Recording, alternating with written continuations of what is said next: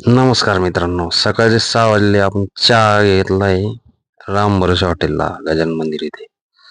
तिथून निघालो आपण समृद्धी महामार्गाला लागलो. समृद्धी महामार्गाला लागलो रे. समृद्धी महामार्गाचा टोल गेट आहे. इथं गेटवरती एंट्री झाली आणि आपण इन झालो. तिथून निघालो आपण समृद्धी महामार्गाला लागलो.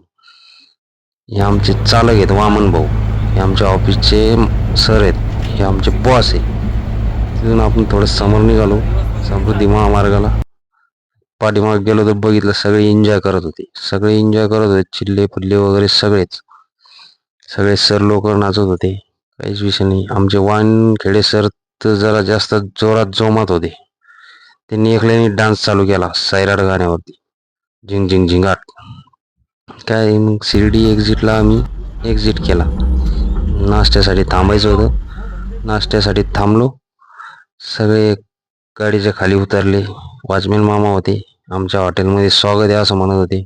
चिल्ले पिल्ले वगैरे सगळेच खाली उतरले. हाय बाय सगळ्यांनी चालू केलं होतं. त्याच्यानंतर हे बारीक लेकरं वगैरे सगळे खाली उतरले.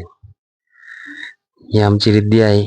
यो गोट्या रिद्धी पकडत होती गोट्याला, गोट्या पळत होता लांब लांब. त्याच्यानंतर मग काय, सगळे चिल्ले पाल्ले वगैरे सगळे गार्डन मध्ये गेले. नाश्त्याला थोडा वेळ होता, एन्जॉय केला. नाश्त्यासाठी सगळे वेट करत होते.